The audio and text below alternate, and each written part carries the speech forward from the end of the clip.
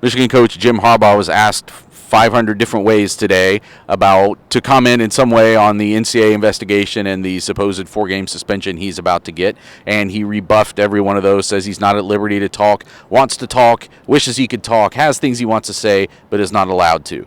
So, in the scope of things, that's only, I think, relevant to Ohio State fans for what this could mean for this rivalry and what it could mean for this program, and does it leave Michigan vulnerable right now? Michigan is at like the best place it's been at as a program, partially because it's beaten Ohio State 2 years in a row in a long time. Do you think this has any legs, Stephen? Does this have any ramifications that could cost Michigan? East Carolina at home, UNLV at home. Right, but okay, so they're going to win their first 4 games anyway. But having your coach suspended, having kind of the stain of NCAA penalty, what does that mean? Could that be something that Ohio State can take advantage of in some way? I don't think so, no. And I'm going to bring the 2018 Ohio State situation into this as well when Urban Meyer got suspended because of the Zach Smith stuff. I think that when you have a team that is older and experienced, stuff like this matters a little less, because you've got a lot of people in place who just know what to do and know how to take over. Even in that situation, Ryan Day had never been a head coach before, but Greg Schiano had, so he had big help from him. He had a room full of wide receivers who were, like 3 of them were captains, and then KJ Hill, you throw him in there as well as a captain the next year. They kind of led that side. The defense, even if it wasn't that good, it did have leaders on it. And I think Michigan's in a similar situation.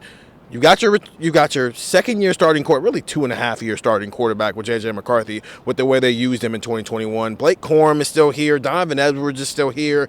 They've got experience, especially on the offensive side of the ball, which is where Jim Harbaugh that's where his expertise is. There's enough there that you combine that with that weak schedule, they're going to be fine because they'll blink. They'll be 4-0.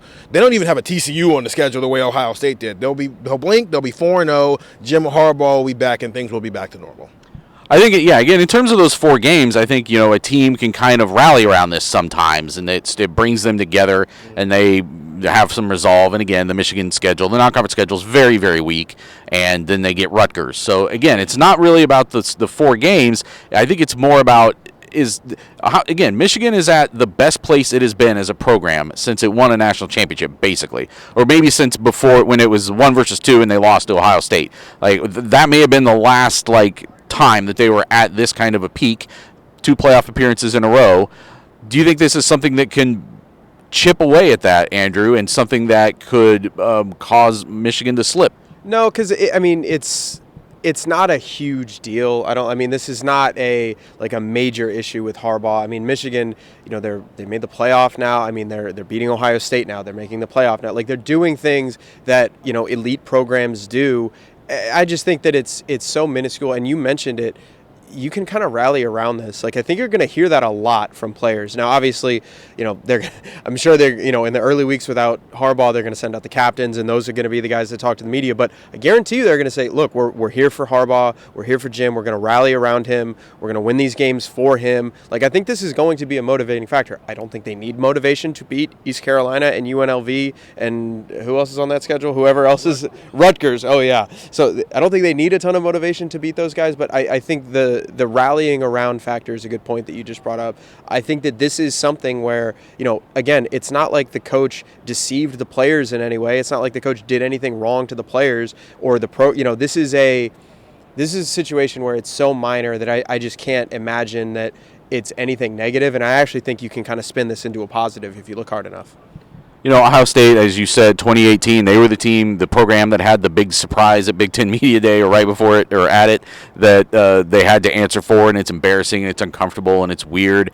2019, Chase Young gets suspended over a violation, and it's so these things make small hits to your reputation. But I think you guys are right. This doesn't seem like a thing that could blow up for Michigan, but there have been enough other little things here. You got an offensive coordinator who got or some other assistant coaches who've left under weird circumstances, frankly.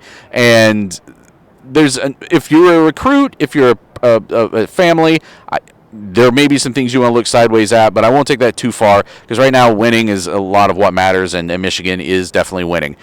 more talk about Harbaugh and Michigan throughout this season, because it's something that's going to be present in the mind of Ohio State fans as they build towards that game, as they do every year. And so get the text 614-350-3315 for daily updates from us, and listen to the podcast wherever you can find it here on Buckeye Talk.